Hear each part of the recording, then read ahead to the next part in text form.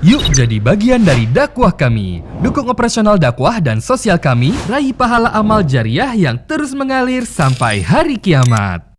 Assalamualaikum warahmatullahi wabarakatuh. Alhamdulillah, wassalatu wassalamu ala rasulillah. Segala puji dan puja kehadirat Allah subhanahu wa ta'ala, juga salawat dan taslim kepada Nabi besar Muhammad sallallahu alaihi wa ala alihi wa sahbihi wasallam. Semoga di hari Jumat yang mulia ini Allah subhanahu wa ta'ala menerima seluruh amal saleh yang pernah kita kerjakan, yang sedang kita kerjakan, dan juga yang akan kita kerjakan sampai menjelang ajal datang nanti dengan pahala yang sempurna. Dan semoga seluruh kesalahan-kesalahan kita, dosa-dosa yang pernah kita lakukan dimaafkan oleh Allah subhanahu wa ta'ala diganti menjadi pahala, serta aib-aib dan kekurangan kita juga ditutupi oleh Allah subhanahu wa ta'ala baik di dunia maupun di akhirat. Dan selalu kita berdoa agar negara kita menjadi negara yang aman, tentram, damai, seluruh umat Islam di bawah naungan ukhuwah Islamiyah, dan Allah angkat perselisihan di antara mereka, serta Allah memberikan petunjuk dan hidayah para pemimpin kita agar menjalankan amanah dengan benar dan baik, dan Allah memberikan balasan yang besar atas jasa mereka, serta juga Allah memaafkan kesalahan-kesalahannya, dan Allah menjadikan kita semua masyarakat yang selalu bergotong royong menjaga persatuan dan kesatuan, juga keamanan dan kemakmuran negara kita, dan semoga kita menjadi contoh bagi negara-negara yang lain. Allahumma amin. Dan tentunya tidak lupa juga kita berdoa untuk urusan akhirat kita, semoga Allah menyatukan kita semua di surga firdausnya tanpa hisab. Melanjutkan pada buku kita Sahih At-Targhib At-Tarhib, dan kita masih dalam kitab sedekah, ini di bab-bab terakhirnya, dan masih di bab 17, anjuran memberi makan dan minum serta ancaman menolak memberi makan dan minum. Perlu saya ingatkan bahwasanya salah satu hal yang besar sekali pahalanya di sisi Allah Subhanahu wa taala adalah memberi makan dan minum kepada orang lain. Dan hadis yang pernah kita bahas dan saya ingatkan kembali, pernah ada seorang sahabat bertanya mengatakan, "Ya Rasulullah, ayu islamin khair?"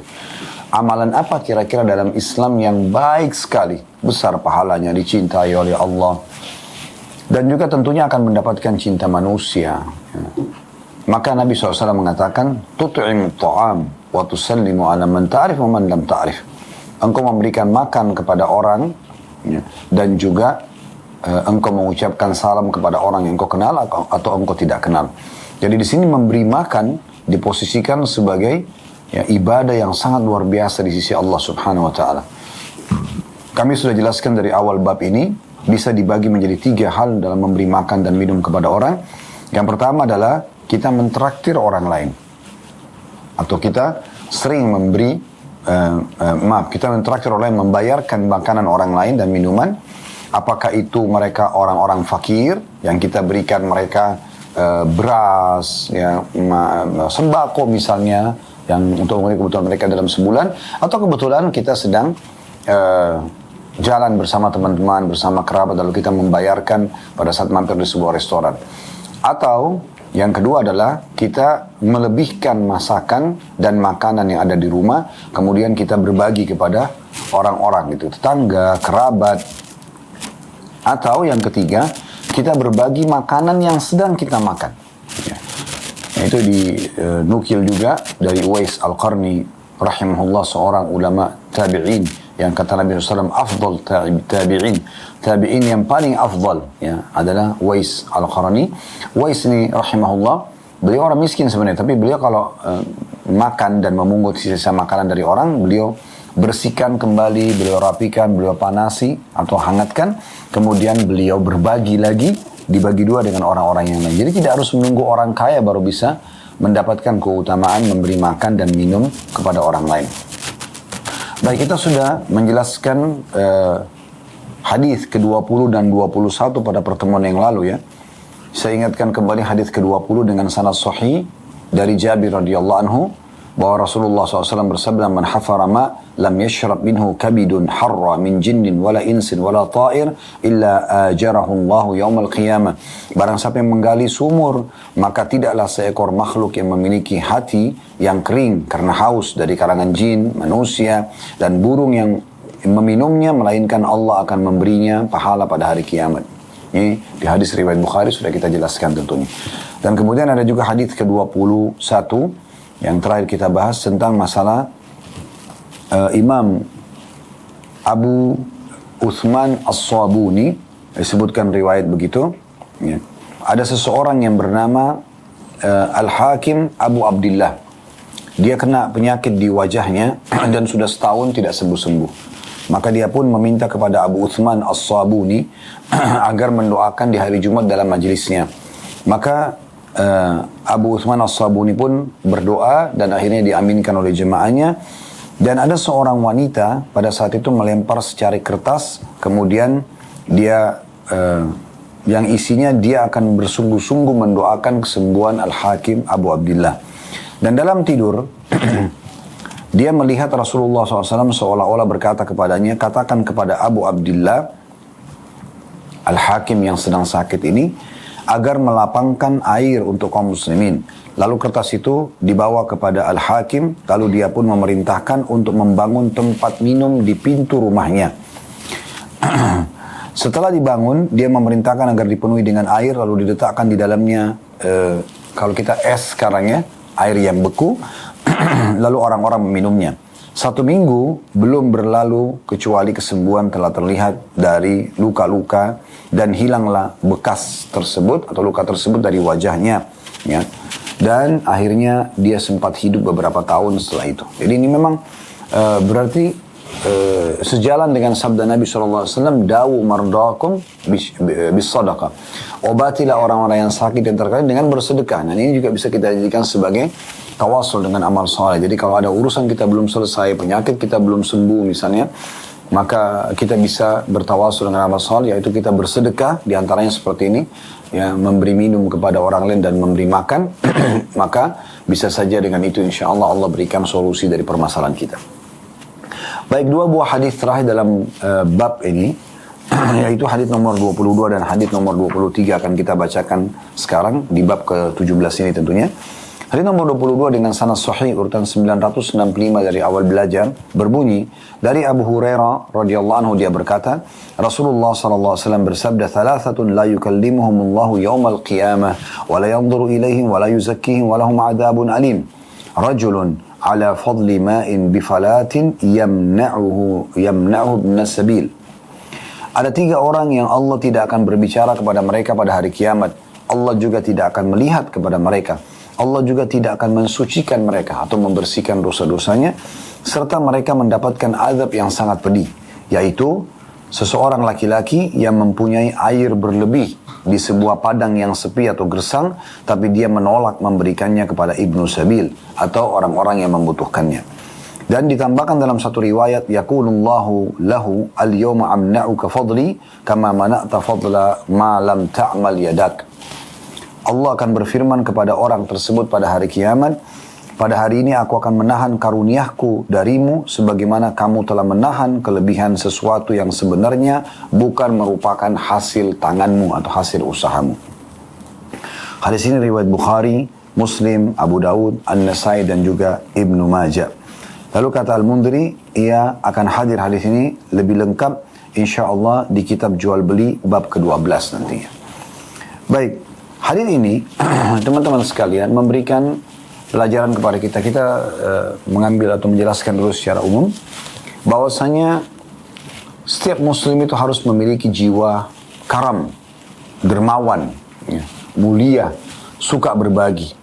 Dan tentunya kalau dia memiliki sifat karam ini, itu dia harus menghilangkan dari dirinya rival daripada itu, yaitu sifat pelit, bakhil, perhitungan, terutama di jalan Allah Subhanahu wa taala. Makin seseorang itu royal di jalan Allah Subhanahu wa taala, maka makin sempurna imannya, makin sempurna balasannya, makin terbuka pintu rezekinya.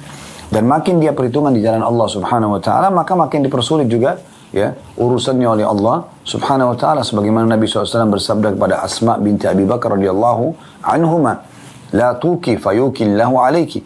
Jangan pernah kau perhitungan ya atau berhitung-hitung di jalan Allah, maka Allah pun akan berhitung-hitung denganmu. Artinya kita royal di jalan Allah Subhanahu wa taala. Itu harusnya menjadi sifat dasar setiap muslim. Ya, baik itu kita miliki dari hasil upaya kita atau yang tiba-tiba kita dapatkan begitu saja ya tanpa ada usaha dari tangan kita. Jadi kalau misalnya hasil usaha kita seperti kita membuka usaha, kemudian kita berbagi dari hasil usaha tersebut kepada orang lain misalnya, atau kita bekerja lalu gaji kita di akhir bulan kita sedekahkan kepada orang lain, maka ini adalah poin yang berhubungan dengan hasil tangan kita. Kalau bukan hasil tangannya misalnya misal kita mendapatkan warisan, bukan kita yang bekerja, orang tua kita yang bekerja, lalu kita dapat tiba-tiba bagian warisan misalnya. Atau ada orang, subhanallah, dia beli sebuah tanah, tiba-tiba dia menemukan situ ada harta karun misalnya. Ada emas tertimbun, ada apa gitu ya. Dia bisa dapatkan. Atau dia membeli sebuah kebun yang tidak berbuah, tiba-tiba saja setelah dia beli, Masya Allah berbuah dan melimpah hasilnya dan seterusnya. Tidak ada hasil dari tangan dia sendiri. Ya, atau misalnya dia membeli sebuah tanah, di situ ada sumber mata air. Dan akhirnya dia bisa menikmati air tersebut. Ini kan bukan dari hasil tangan dia sendiri. Nah ini poin penting untuk digarisbawahi tentunya. Kita ambil faedah daripada hadis. Faedah pertama dari hadis adalah bagaimana Allah Subhanahu wa taala sangat murka dengan orang-orang yang pelit dan perhitungan, ya, baik itu dari hasil pendapatan dia sendiri ataupun misalnya dari hal yang tidak dihasilkan oleh tangannya, gitu kan? Dan di sini disebutkan ancamannya sangat berat, ya. Allah tidak akan mengajak bicara mereka pada hari kiamat. Di hari kiamat nanti kita semua akan kumpul di hadapan Allah Subhanahu wa taala. Kita akan kumpul di hadapan Allah Subhanahu wa taala dan tidak ada lagi pemungkiran terhadap zat Allah pada saat itu. Tidak lagi orang yang mengatakan ada Tuhan selain Allah. Cuma Allah saja. Ya. Jadi pada saat itu orang sudah tahu inilah Raja yang sebenarnya, inilah Tuhan yang sebenarnya. Walaupun pada saat di dunia mereka tidak yakin itu. Sekarang mereka sudah meyakininya pada saat itu, ya. Maka semua orang diajak bicara kecuali orang ini. Sementara Nabi SAW mengatakan tidak ada seorang pun di antara kalian kecuali akan berbicara dengan Tuhannya berdua tanpa ada penterjemah. Dan Tuhannya akan mengatakan, kenapa kau lakukan ini, kenapa kau tidak lakukan itu. Ya. Maka ini poin dasar sekali tentang masalah diajak bicara pada hari kiamat. Artinya kalau Allah ajak bicara, akan ada hal yang dia bisa dapatkan. Karena Nabi SAW mengatakan kalau seandainya dia mengakui semuanya kesalahan-kesalahan dia, kekurangan dia dalam melaksanakan perintah-perintah Allah, maka Allah akan maafkan kesalahannya. Nah, itu. Jadi kalau Allah tidak ajak bicara, bagaimana caranya dia bisa mendapatkan itu? Allah juga tidak akan melihat mereka. Allah tidak akan mensucikan mereka. Maksudnya adalah ada sebagian orang yang akan dibersihkan dosanya pada hari kiamat. Karena kesepakatan ulama ahli sunnah wal jamaah, kalau ada pelaku dosa meninggal, ya, selama itu bukan dosa yang mengeluarkan dari Islam, seperti murtad, seperti syirik besar kepada Allah SWT, kekufuran, ya, maka dia akan tahta masyiatillah, di bawah naungan Allah Subhanahu wa ta'ala. Insya' ghafara wa insya' adzaba. Kalau Allah mau, Allah maafkan. Kalau Allah mau, Allah akan siksa dia. Ya, itu kuasa Allah SWT. Jadi ada orang-orang yang banyak diselamatkan oleh Allah SWT di timbangan amal nanti pada hari kiamat. Kemudian juga disiapkan siksa yang pedih. Berarti kan ini ancaman luar biasa, gitu. Ya.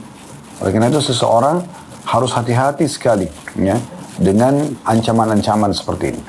Faedah kedua dari hadis adalah adanya larangan bagi seseorang untuk menahan berbagi air dari sumber mata air atau sumur yang Allah Subhanahu wa taala mudahkan berada di lokasi yang dia kuasain, dia tidak ingin memberikan kepada orang yang membutuhkannya. Ya, ini maka kena ancaman sebagaimana disebutkan dalam hadis tadi, Baik, kemudian selanjutnya hadis nomor 23 dalam bab ini dengan sanad sahih urutan 966 dari awal belajar dari seorang laki-laki dari kalangan muhajirin dari sahabat Nabi SAW radhiyallahu anhu, dia berkata, maksudnya di sini tidak disebutkan namanya, hanya dikatakan dari seorang sahabat Nabi. Gazautu ma'a Rasulillah sallallahu alaihi wasallam thalathan asma'uhu yaqul al-muslimuna syuraka'u fi thalathin fil kala'i wal ma'i wan nar. Aku pernah berperang bersama Rasulullah sallallahu alaihi wasallam 3 kali dalam hidupku.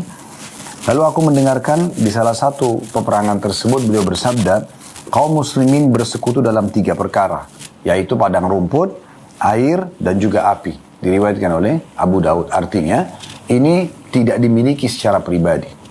Harusnya dia berbagi kepada saudaranya sesama muslim. Ya. Yaitu 3 hal tadi, padang rumput, kalau Anda punya padang rumput yang luas, maka berikan, berbagi kepada orang. Kalau orang punya gembalaan misalnya, berbagi. Begitu juga dengan air, Anda punya sumur dari mata air yang sudah kita jelaskan misalnya, ya.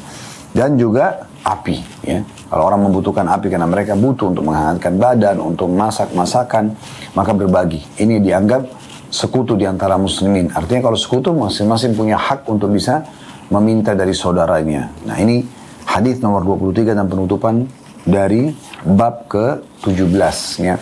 Faedah yang bisa kita ambil dari hadis ini, yang pertama adalah bagaimana Nabi SAW menyebutkan kalau muslimin satu badan, satu kesatuan. Mereka harusnya saling berbagi, ya. Mereka saling memiliki, terutama dalam 3 hal ini. Ya. Tadi sudah disebutkan, yaitu di padang rumput, air dan juga api. Pelajaran yang kedua yang bisa diambil dari hadis ini adalah bagaimana para muslimin, ya, kaum muslimin harusnya seperti melihat tadi faedah hadis sebelumnya, memiliki sifat kedermawanan, suka berbagi dan menjauhi sifat bakhil tentunya. Baik itu 2 buah hadis terakhir di bab 17 yang tersisa pada pertemuan yang lalu. Kali ini insya Allah kita akan menyempurnakan bahasan kita dengan bab ke-18 dan semoga Allah mudahkan kita usahakan menyelesaikan bab 18 ini, yaitu anjuran berterima kasih terhadap kebaikan, membalas pelakunya, mendoakannya, serta keterangan tentang orang yang tidak berterima kasih terhadap apa yang diberikan kepadanya. Seperti biasa saya jelaskan dulu makna daripada judul bab ini tentunya. Artinya setiap muslim harus memahami dalam syariat Allah Subhanahu wa taala, baik dalam Al-Qur'an ataupun dari hadis-hadis Nabi sallallahu alaihi wasallam, dianjurkan sekali setiap muslim untuk selalu berterima kasih terhadap ya kebaikan yang telah sampai kepadanya. Ya. Pada orang yang telah berbuat baik sama dia, sekecil apapun kebaikan tersebut. Kemudian membalas ya yang setimpal dan juga mendoakannya. Serta juga ya sangat tercelah bahkan berdosa seseorang justru yang tidak berterima kasih kepada orang-orang yang telah berbuat baik, mulai daripada anak kepada orang tuanya misalnya, pasangan pada pasangannya, teman pada temannya, kerabat pada kerabatnya, tetangga pada tetangganya. Setiap perbuatan baik maka kita selalu menilai kebaikan tersebut. Ini sering kami ulangi, kami ingatkan kembali. Umar bin Khattab berkata radhiyallahu anhu, aku akan terus mengenang kebaikan siapapun seumur hidupku. Aku akan terus mengenang kebaikan seumur hidupku siapapun yang mengingatkan satu kesalahan atau kekuranganku. Jadi beliau menganggap itu adalah satu kebaikan. Jadi kalau ada orang mengingatkan, hai Umar, ini salah loh misalnya. Nah ini sudah cukup untuk membuat Umar radhiyallahu anhu mengingat itu sepanjang hidupnya. Ya. Begitu juga dengan Ali radhiyallahu anhu mengatakan, aku akan terus mengabdi seumur hidupku bagi orang yang mengajarkan kepadaku satu huruf.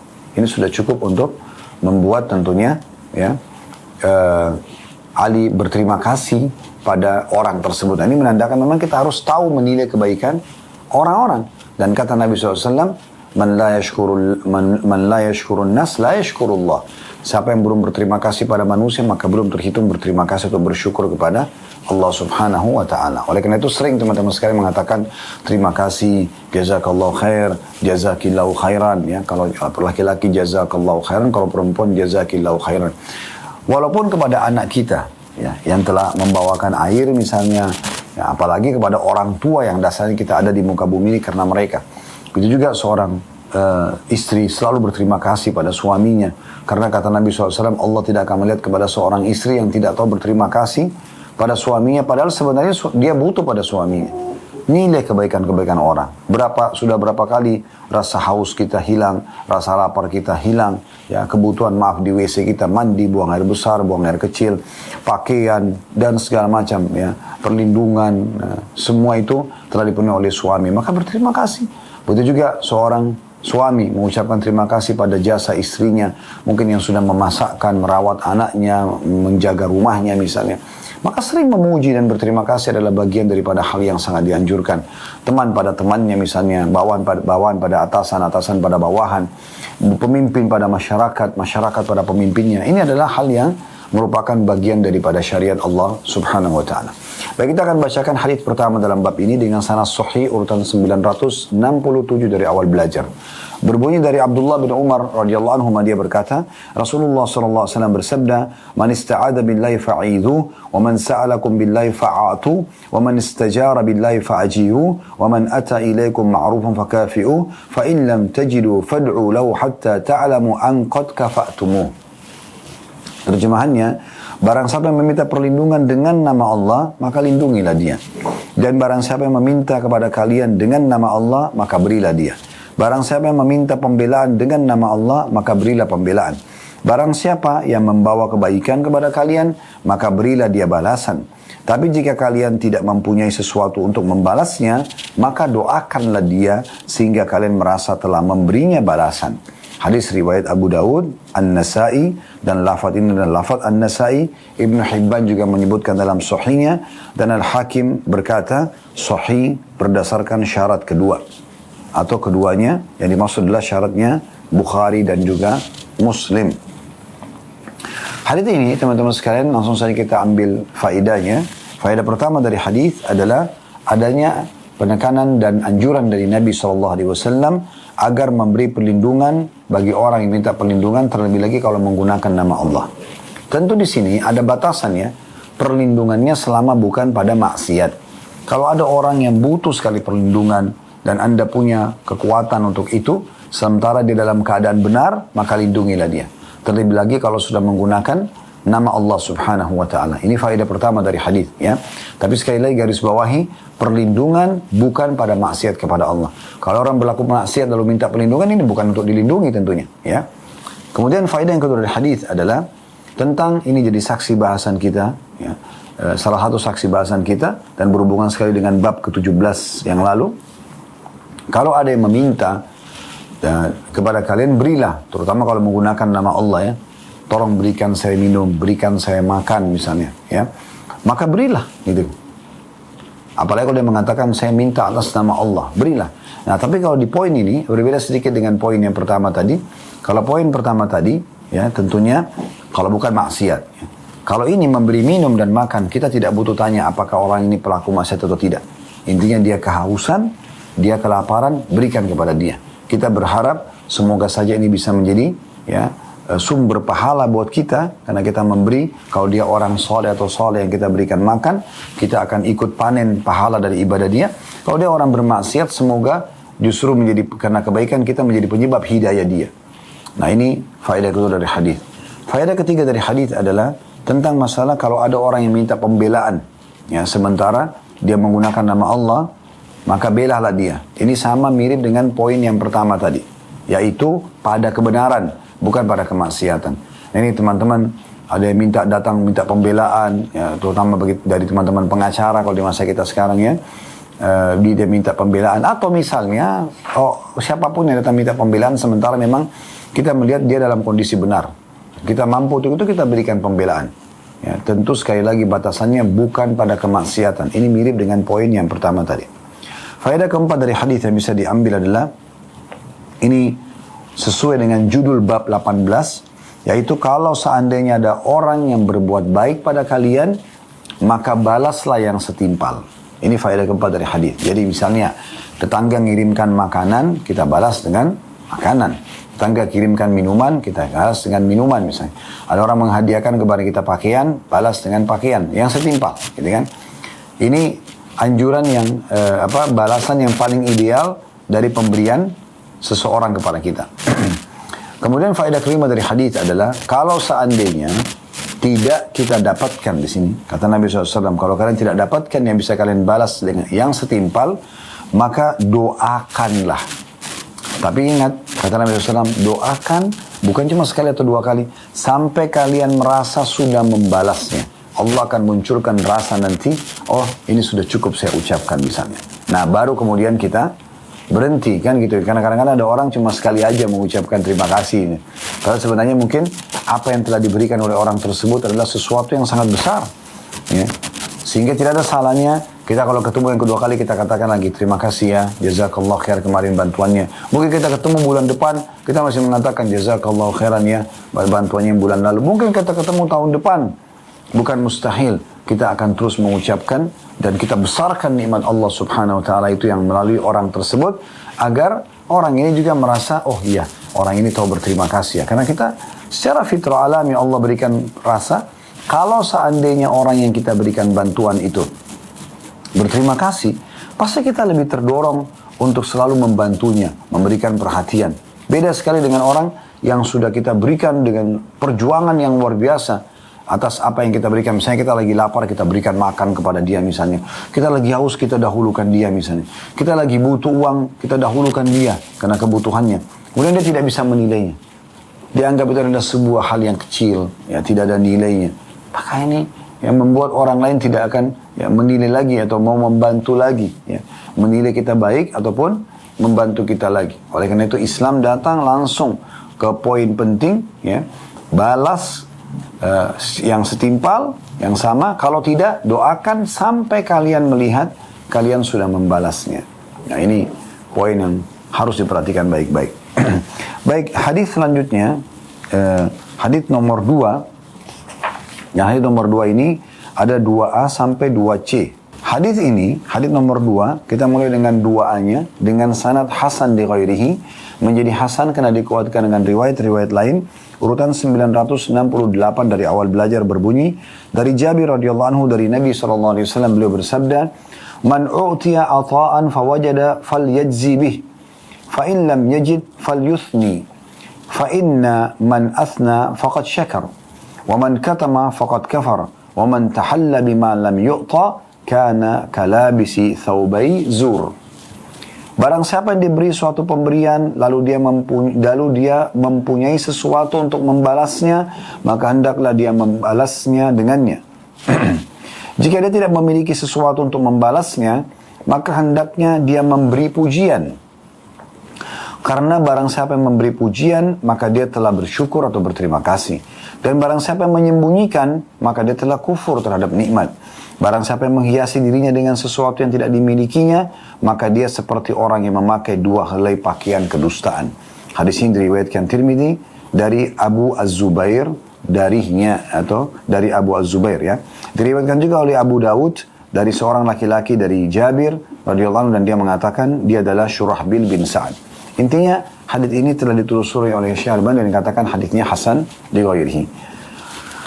2B-nya kita bacakan dulu semua sampai 2C karena ini semakna semua, ya. Dengan sanad hasan li ghairihi, menjadi hasan karena dikuatkan dengan riwayat-riwayat lain. Diriwayatkan pula oleh Ibnu Hibban dalam sahihnya dari Syurahbil darinya, dan lafadznya adalah man uliya ma'rufan falam yajid lahu jazaan illa thana faqad syakarahu, wa man katamahu faqad kafarahu, wa man tahalla bi batilin fahuwa kalabisi thawbai zur. Barang siapa yang diberi kebaikan lalu dia mempunyai balasan untuknya kecuali pujian, kemudian dia tidak mempunyai balasan untuknya kecuali pujian. Saya ulangi kembali terjemahannya. Barang siapa yang diberikan kebaikan lalu dia tidak mempunyai balasan untuknya kecuali pujian, maka dia telah mensyukurinya.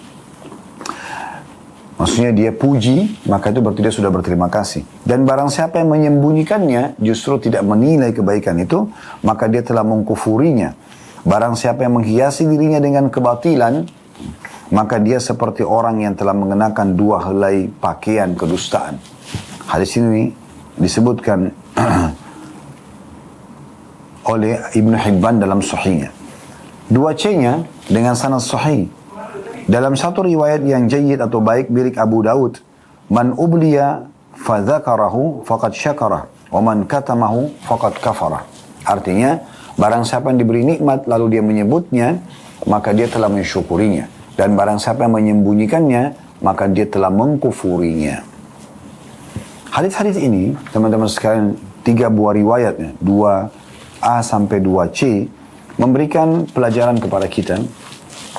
Yang pertama, yang bisa diambil pelajaran adalah perintah Nabi SAW untuk membalas kebaikan dengan kebaikan yang setimpal. Tadi sudah kami berikan contoh.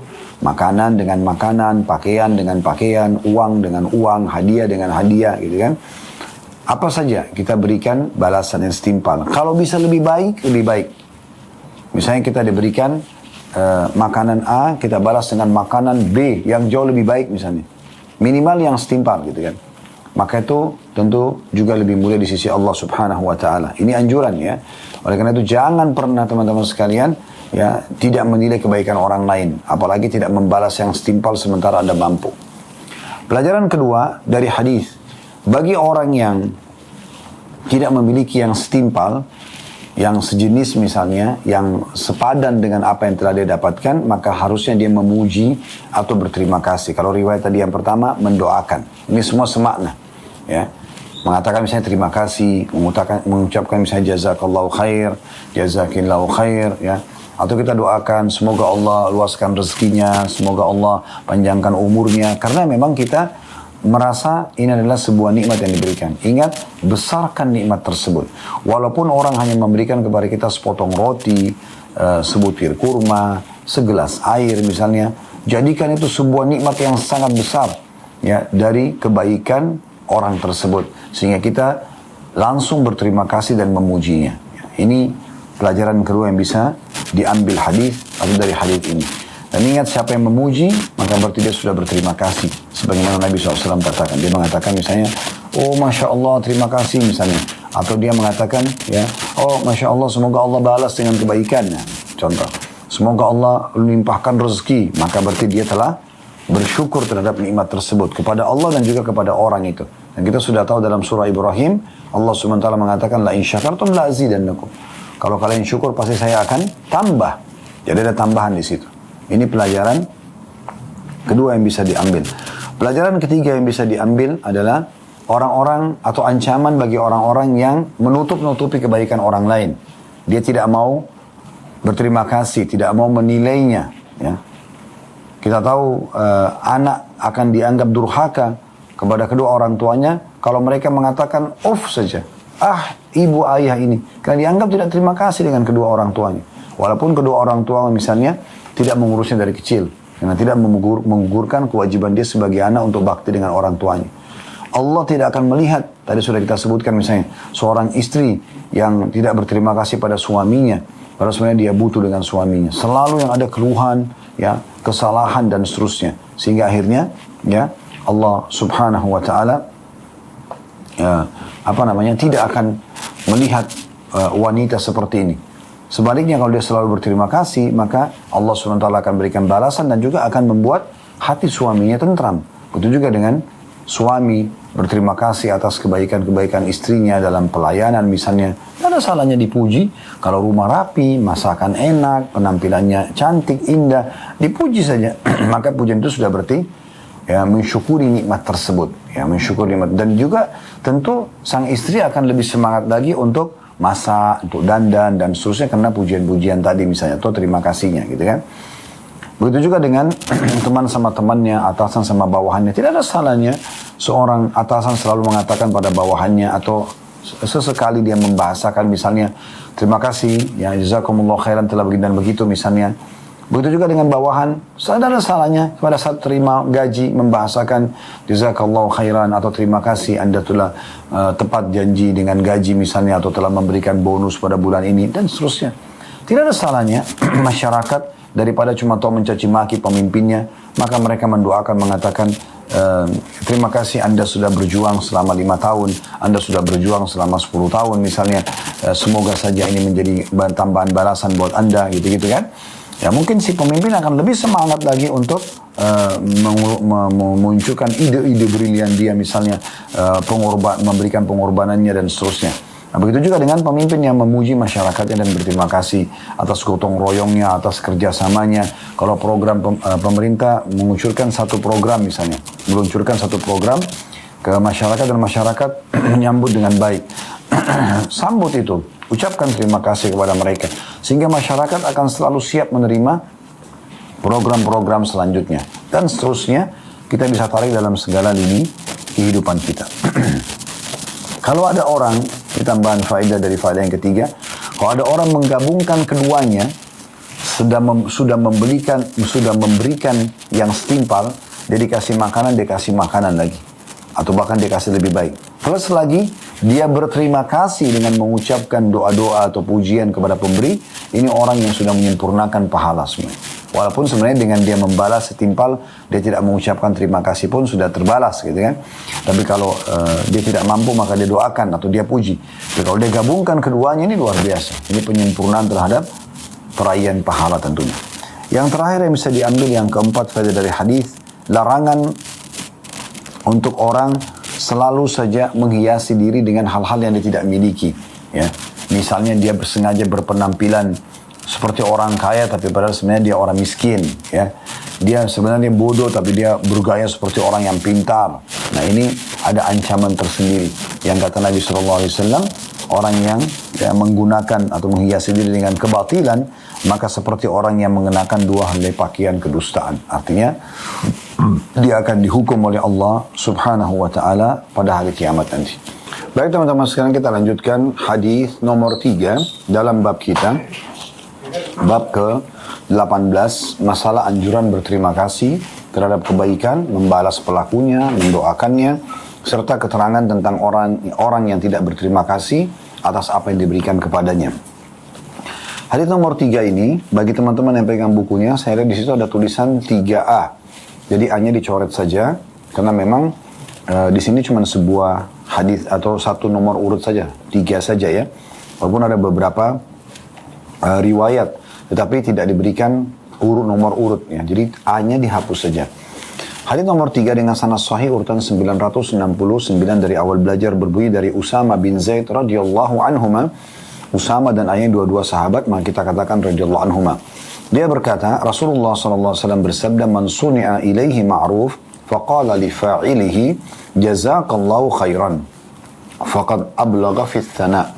Barang siapa yang diberi satu kebaikan, lalu dia berkata kepada pemberinya, jazakallahu khairan, semoga Allah membalasmu dengan kebaikan, maka sesungguhnya dia telah memuji secara mendalam. Dalam riwayat lain, man uliya ma'rufa au usdiya ilaihi ma'ruf, faqala lilladhi asdahu, barang siapa yang dibuatkan suatu kebaikan atau diberi suatu kebaikan, lalu dia mengucapkan kepada pemberinya, jazakallahu khairan, semoga Allah membalasmu dengan kebaikan, faqad ablagha fis sana, maka dia telah memuji secara mendalam. Diriwayatkan oleh Tirmidzi dan dia mengatakan hadis ini hasan gharib, ya, namun sudah ditelusuri oleh Syekh Albani dan dinyatakan hadis ini sahih. Kita langsung baca hadis nomor 4 karena semakna dengan sanad sahih di ghairihi, menjadi sahih karena dikuatkan dengan riwayat-riwayat lain, urutan 970 dari awal belajar, dan diriwayatkan oleh At-Tabarani dalam Mu'jam As-Saghir secara ringkas, "Idza qala ar-rajul li akhihi jazakallahu khairan faqad ablagha fi tsana." Apabila seseorang laki-laki berkata kepada saudaranya yang telah berbuat baik, semoga Allah membalasmu dengan kebaikan, maka dia telah memuji secara mendalam. Hadis nomor 3 dan nomor 4 ini memberikan pelajaran kepada kita, tuntunan dan panduan dari Nabi SAW, apa yang seharusnya kita ucapkan sebagai rasa terima kasih kita kepada orang yang telah berbuat baik. Ya, kalau tadi kan hadis-hadis sebelumnya disuruh balas yang setimpal, kalau tidak maka doakan atau puji, kan gitu. Nah tadi saya bilang lebih bagus kalau kita gabungkan keduanya. Khusus hadis nomor 3 dan 4 ini fokus ke masalah doanya, ya. Seperti apa doa yang paling bagus yang bisa kita ucapkan. Tentu bukan berarti harus doa ini saja. Boleh doa apa saja. Boleh hanya sekedar pujian saja terhadap kebaikan orang lain. Misalnya, oh Masya Allah sudah membantu saya misalnya. Ya, kemudian kita bisa doakan semoga Allah lapangkan rezekinya, Allah sembuhkan penyakitnya, Allah tinggikan derajatnya misal. Nah itu bisa saja kita baca. Tetapi dalam dua buah hadis ini diajarkan doa khusus dan ini doa terbaiknya. Ya, sebagaimana sudah kita dengar tadi, yaitu sabda Nabi SAW, siapa yang mengucapkan pada orang yang telah berbuat baik kepadanya, jazakallahu khairan, maka dia telah berterima kasih atau memuji secara mendalam, atau pujian yang sangat tinggi kedudukannya di sisi Allah Subhanahu wa ta'ala dan sangat besar balasannya. Nah ini makna daripada hadis ini. Jadi dari hadis ini kita bisa ambil pelajaran tentang perintah dari Nabi SAW agar setiap muslim yang telah mendapatkan kebaikan dari orang lain untuk berterima kasih.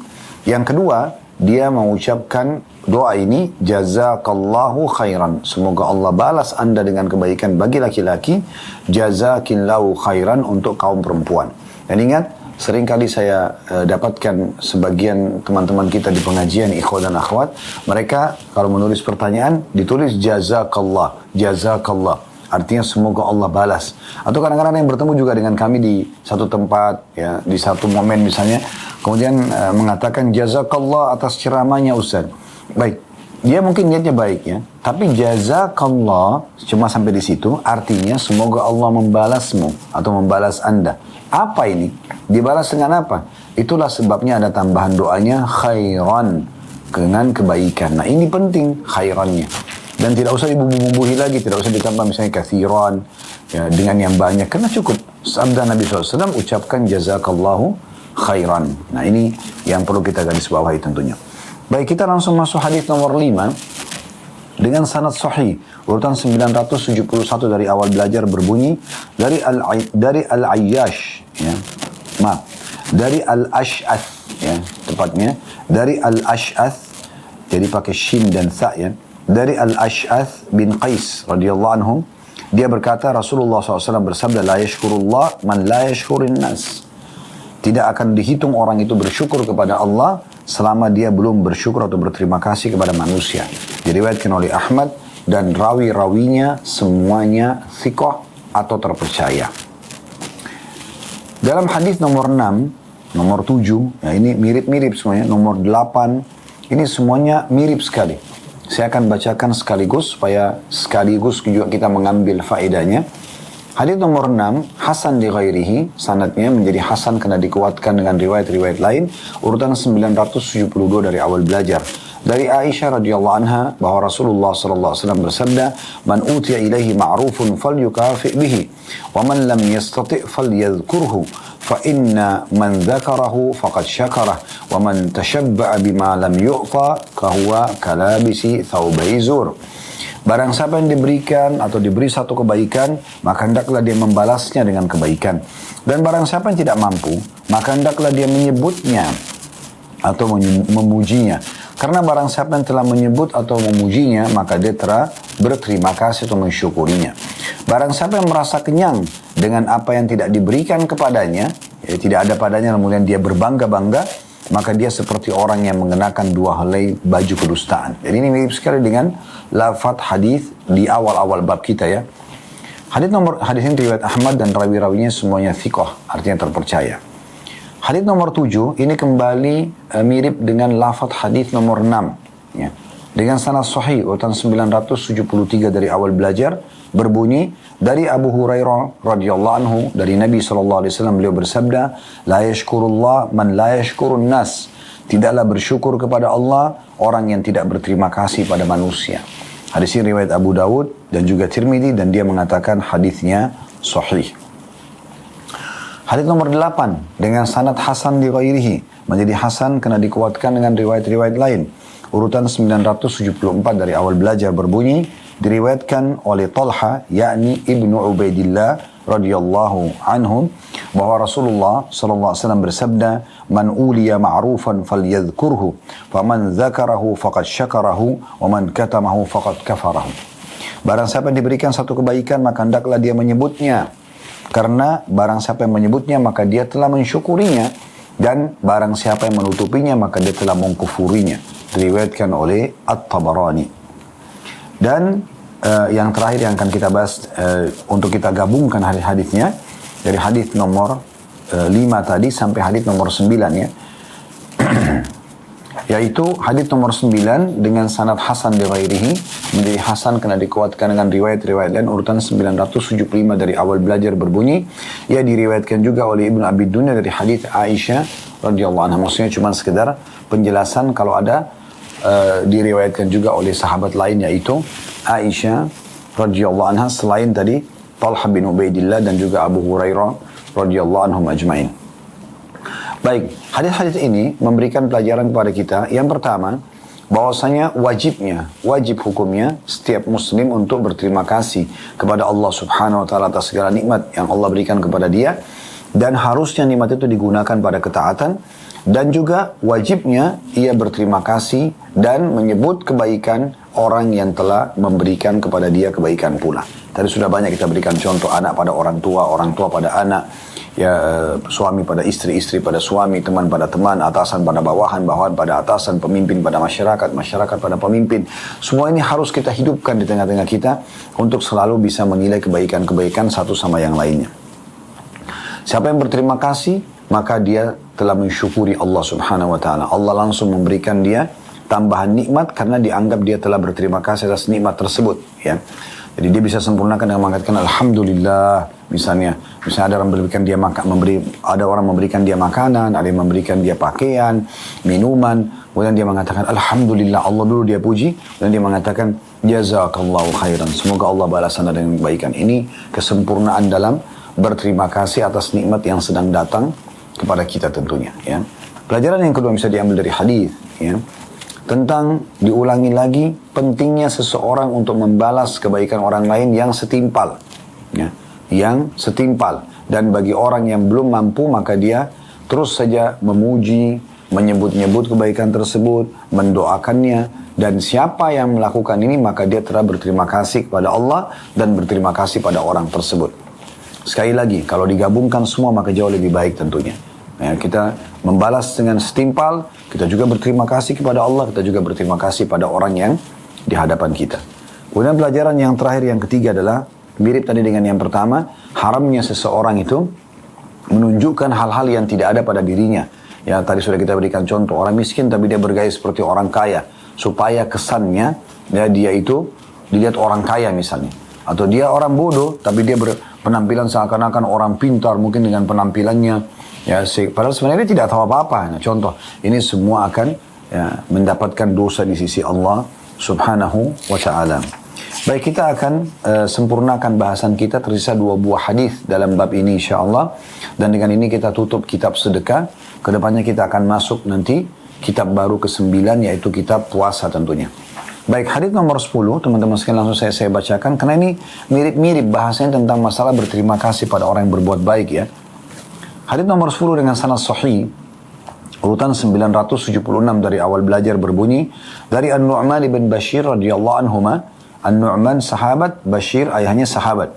Maka kita mengatakan radhiyallahu anhuma, dia berkata, Rasulullah sallallahu alaihi wasallam bersabda, "Man lam yashkuril qalil, lam yashkuril katsir, wa man lam yashkuril nas, lam yashkurillah.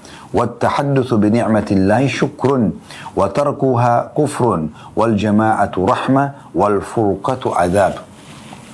Barang siapa yang tidak mensyukuri yang sedikit, maka dia tidak mensyukuri yang banyak. Barang siapa yang tidak berterima kasih kepada manusia, maka berarti belum bersyukur kepada Allah. Membicarakan nikmat Allah adalah bentuk syukur, dan meninggalkannya adalah kufur. Berjamaah atau selalu bersatu adalah rahmat, dan perpecahan adalah azab. Diriwayatkan oleh Abdullah bin Ahmad dalam kitab Zawaidnya dengan sanad la ba'sa bihi. Dan juga diriwayatkan oleh Ibnu Abi Dunya dalam kitab beliau Istithna al-Ma'ruf. Ya, secara ringkas kata beliau di sini. Baik, kita langsung insyaAllah bacakan hadis nomor 11 dan kita ambil faedah sekaligus 2 buah hadis ini. Hadis ke-11 dan ini hadis terakhir dalam bab kitab sedekah di bab 18 ini, dengan sanad sahih urutan 977 dari awal belajar berbunyi dari Anas radhiyallahu anhu, dia berkata, qala al-muhajirun ya Rasulullah dhahaba al-ansar bil ajri kullih ma ra'ayna qauman ahsana badlan li kathir wala ahsana muwasatan fi qalilin minhum walaqad kafawna al-mu'na. قال أليس تثنون عليهم وتدعون لهم قالوا بلى قال فذاك بذلك. Orang-orang muhajirin berkata, ya Rasulullah, orang-orang Ansar mendapatkan seluruh pahala. Maksudnya banyak sekali pahala mereka dapatkan. Karena kami tidak melihat kaum yang lebih baik dermanya dengan harta yang banyak dan lebih baik pertolongannya dengan harta yang minim daripada mereka. Maksudnya mereka bantu banyak, mereka bantu sedikit dan tidak perhitungan. Mereka telah mencukupi kita atau kami dalam urusan kebutuhan. Nabi SAW menjawab, bukankah kalian memuji mereka dan mendoakan mereka? Ya, tidak bisa balas yang setimpal, tapi kalian doakan kan dan puji. Maka para muhajirin mengatakan, tentu. Kata Nabi SAW, itu sudah sepadan dengan kebaikan mereka. Maksudnya, ya, kalian akan mendapatkan sebagaimana mereka dapat pahala, kalian juga dapat pahala. Karena dengan memuji pemberian orang lain seimbang dari sisi pahalanya. Pemberiannya, ya, itu kita balas dengan doa kita atau kita balas yang setimpal. Hadis ini riwayat Abu Dawud dan juga An-Nasai, dan lafaz ini adalah lafaznya An-Nasai. Baik, kita langsung saja masuk ke faedah daripada 2 buah hadis ini.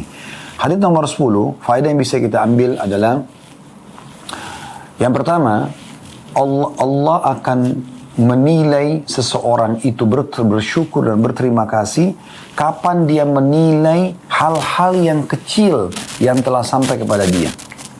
Jadi ini penting sekali. Jangan sampai kita mau menilai dan berterima kasih kalau kita anggap itu sesuatu yang besar saja. Ya, misalnya kita menilai kalau kita diberikan makanan lengkap yang membuat kita kenyang, barulah kita menilainya.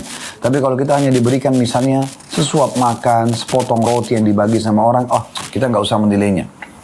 Nah di sini Allah Subhanahu Wa Taala akan menilai orang itu berterima kasih di saat dia bisa menilai hal yang kecil, maka otomatis sudah dianggap dia berterima kasih. Jadi dari yang kecil, karena disebutkan dalam lanjutan hadisnya, kalau orang yang berterima kasih pada yang kecil atau yang sedikit, pasti dia akan berterima kasih dengan hal yang besar. Oleh karena itu dari sini kita titik beratkan pentingnya kita membesarkan nikmat Allah yang sampai kepada kita melalui orang-orang. Walaupun itu sederhana misalnya, walaupun seteguk air, walaupun sepotong roti, sebutir kurma, sehelai pakaian, apa saja, besarkan nikmat itu. Karena orang yang menilai sesuatu yang kecil, akhirnya dia akan menilai sesuatu yang besar dan Allah akan catatkan pahala bagi dia. Dia sudah berterima kasih dan bersyukur kepada Allah yang menjadi penyebab bertambahnya nikmat hanya dengan menilai hal-hal yang kecil itu. Ini pelajaran pertama dari hadis, dan dari sini juga kita bisa ambil pelajaran. Kalau orang yang tidak bisa menilai sesuatu yang kecil, maka tidak akan pernah bisa menilai sesuatu yang besar atau berterima kasih yang besar. Pelajaran yang kedua, Allah Subhanahu Wa Taala menggantungkan syukur dan berterima kasih kepadanya kepada syukur dan berterima kasih pada manusia. Jadi kalau orang cuman tahu mencari kesalahan orang lain, menilai kekurangan orang lain, bahkan melupakan semua kebaikannya, maka sudah cukup untuk dia tidak dianggap orang yang bersyukur. Berarti konsekuensinya Allah tidak akan menambahkan nikmat buat dia. Makanya Nabi SAW mengatakan, "Man lam yashkurin nas lam yashkurillah." Siapa yang tidak berterima kasih pada manusia, menilai kebaikan mereka, maka belum dihitung berterima kasih kepada Allah Subhanahu Wa Taala. Pelajaran ketiga dari hadis, membicarakan nikmat Allah Subhanahu Wa Taala adalah bagian daripada syukur. Selalu menyebut-nyebut, ya, Alhamdulillah Allah memberikan saya pasangan, Alhamdulillah Allah berikan saya keturunan, Alhamdulillah Allah memberikan saya makanan. Dan harus peka ini. Mau minum, ataupun kita pas minum, mau minum dan dapat minuman tersebut. Dan setelah kita minum pun, Alhamdulillah, selalu syukuri. Mau makan, berarti dan kita dapat makanan, Alhamdulillah, walaupun belum dimakan.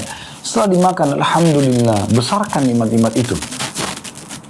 Bahkan kalau perlu kita lebih peka daripada itu, kita bisa bersyukur setiap saat, ya, dengan oksigen yang bisa kita hirup gratis gitu. Mata kita bisa menangkap cahaya setiap saat, telinga kita bisa membedakan intonasi keras dan lembut seketika. Nikmat-nikmat yang melimpah yang luar biasa gitu. Nah, kita at-tahaddus bin ni'mah ini menyebutkan nikmat itu adalah bagian daripada syukur, ya. Kita sebutkan Alhamdulillah Allah telah begini dan begitu, Alhamdulillah Allah begini dan begitu. Jadi kita selalu menyebutkan. Sementara sebaliknya, kalau orang tidak menyebut-nyebut nikmat tersebut, ya, sebagai sebuah pemberian, maka berarti dia kufur kepada nikmat itu. Ini pelajaran yang bisa kita ambil yang ketiga. Pelajaran yang keempat, tentang anjuran dalam Islam untuk kita selalu bersatu, ya, menjaga persatuan dan kesatuan, tidak boleh berpecah-pecah, gitu ya.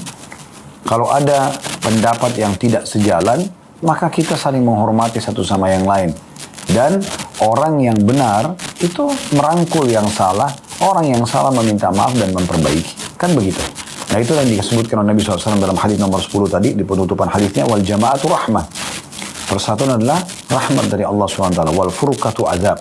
Sementara berpecah-pecah, berselisih pendapat, justru ini akan menjadi siksa bagi kita. Hati-hati teman-teman sekalian, ya. Kita sebentar lagi akan mengalami masalah melewati pilpres, pilkada.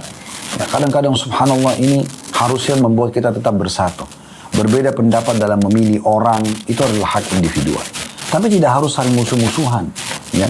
Kita juga berharap agar para politikus kita yang diberikan hidayah oleh Allah Subhanahu Wa Taala berhenti bersaing dan mencari-cari kesalahan satu sama yang lain, bersaing negatif ya di sini, dan mencari-cari kesalahan satu sama lain, sehingga akhirnya masyarakat juga mengkonsumsi hal negatif tentang rival dia.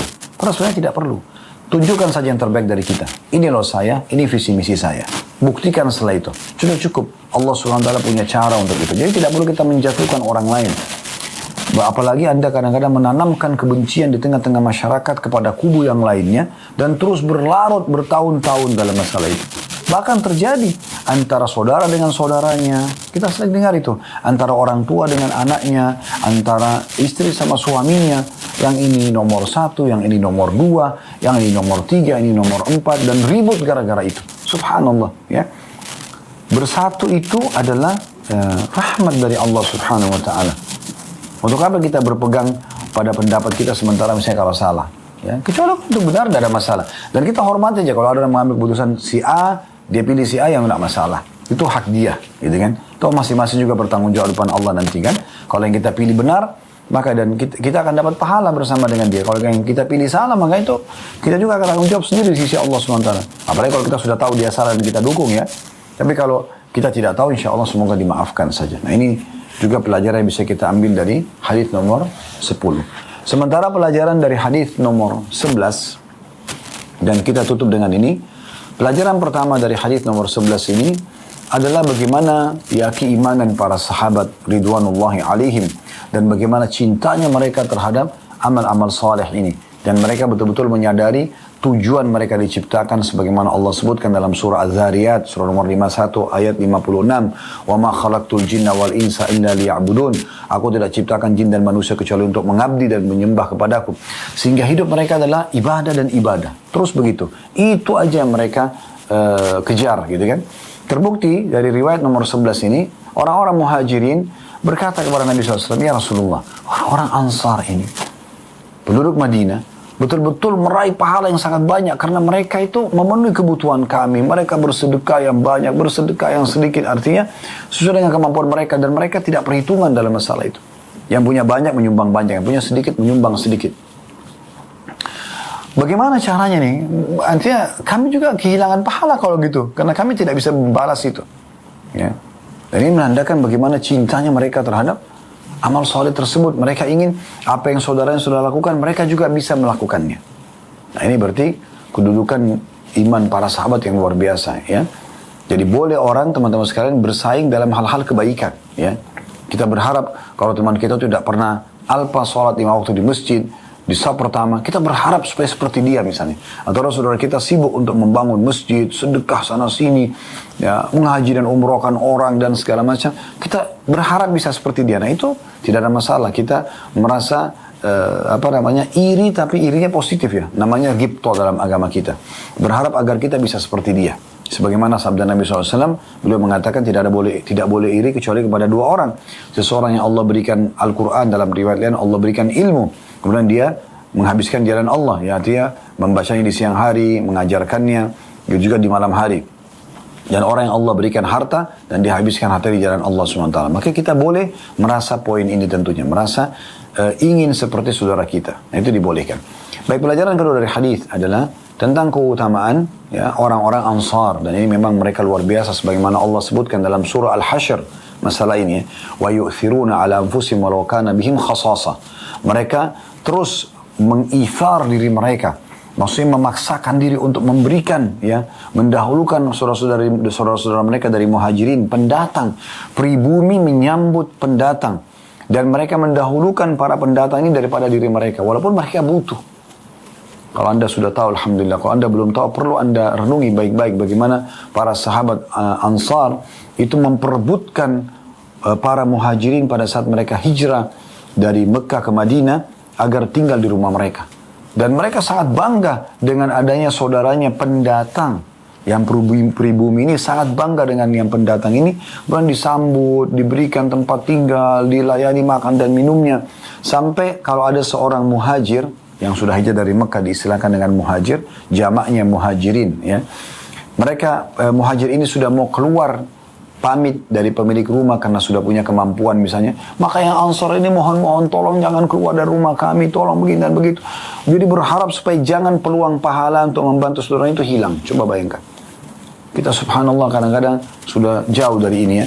Setiap kali ada orang datang yang kita mulai adalah kecurigaan. Kenapa kita tidak mudahkan buat saudara kita? Kenapa kita tidak bantu dan berhusnudzan? Ya, kalau selalu kita ikuti bisikan syaitan, setiap orang minta bantuan, kayaknya ini bohong. Orang minta tolong ini, kayaknya nanti dia nipu saya. Selalu memulai dengan hal-hal yang seperti itu, maka kita tidak akan mungkin berbuat baik. Dan akhirnya innamal a'malu binniyat. Semua sesuai dengan niatnya, karena niat Anda begitu, Allah datangkan betul orang yang begitu. Nanti ini orang menipu saya, nanti ini orang ini akan begini dan begitu. Jadi Allah datangkan orang yang seperti itu. Tapi kalau kita selalu niatnya baik saja, memang ingin mendapatkan pahala, memudahkan buat orang, maka tidak ada masalah, kita akan dapat pahalanya. Kalaupun sampai misalnya ternyata dari sekian banyak orang yang kita bantu, ada 1-2 orang yang menipu, kita ambil pelajaran dari kasusnya Abdullah bin Umar radhiyallahu anhu, sahabat Nabi yang mulia. Beliau tuh suka sekali kalau punya uang, beli budak-budak di pasar perbudakan lalu beliau bebaskan. Nah, tapi pembebasannya adalah beliau didik dulu, ajarin Al-Quran, ajarin hadis-hadis Nabi SAW. Kalau budak itu terlihat, selalu di saf awal, selalu muraja Al-Quran, orangnya jadi soleh, maka beliau bebaskan. Beliau mengatakan, kau bebas karena Allah. Sampai ada satu orang mengatakan, wahai Abdullah bin Umar, semoga Allah menjaga dan merahmati anda. Mungkin orang-orang ini menipu anda. Dia pura-pura soleh, agar anda bebaskan. Kata Ibnu Umar sambil senyum, kalau mereka menipuku di jalan Allah tidak ada masalah. Tapi kan tidak semua orang juga akan menipu kita kan gitu. Maka jangan mulai dengan hal-hal yang buruk atau penilaian buruk tentunya. Mudahkan urusan orang, Allah pun akan mudahkan kita. Ya, sebagaimana kata Nabi SAW begitu kan. Siapa yang mudahkan urusan saudaranya di dunia, maka Allah akan mudahkan juga urusannya di dunia dan di akhirat. Siapa yang menutupi aib saudaranya di dunia, Allah akan tutupkan aibnya di dunia dan di akhirat. Ya, banyak sekali yang kita bisa dapatkan. Pelajaran yang terakhir yang bisa kita ambil ini luar biasanya bagaimana Islam memudahkan kita untuk bisa mengejar pahala saudara-saudara kita dengan mengikuti panduan yang benar dari Rasulullah SAW. Jadi sahabat Muhajirin mengatakan, ya Rasulullah, saudara-saudara kami dari Ansar ini sudah banyak sekali pahalanya. Mereka berikan kami rumah, mereka berikan kami tunggangan, mereka penuhi makan dan minuman kami, mereka terima kami di kota mereka, di negeri mereka.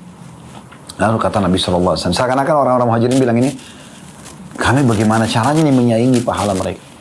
Maka kata Nabi SAW, bukankah kalian sudah memujinya? Bukankah kalian sudah berterima kasih dan mendoakan? Maka kata orang-orang Muhajirin, benar. Kata Nabi SAW, kalimat yang luar biasa, fadzaka bidzalik. Maksudnya, itu akan berimbang. Gak masalah. Kalian juga akan dapat pahala setimpal, sesama, ya, setingkat dengan pemberian itu karena kalian berterima kasih. Dan ini luar biasa, berarti memang berterima kasih ini penting sekali teman-teman sekalian. Kalau kita berterima kasih atas apa yang Allah berikan kepada kita melalui orang lain, dengan memuji Allah dan juga berterima kasih pada orang tersebut, apalagi kalau kita balas yang setimpal, maka insya Allah ini akan mendapatkan pahala yang sama dengan orang yang memberikan. Jadi orang memberi, kita cuma mengucapkan doa saja, kita akan mendapatkan pahala yang sama dengan dia. Subhanakallahumma bihamdika asyhadu an la ilaha illa anta astaghfiruka wa atubu ilaik. Wassalamualaikum warahmatullahi wabarakatuh.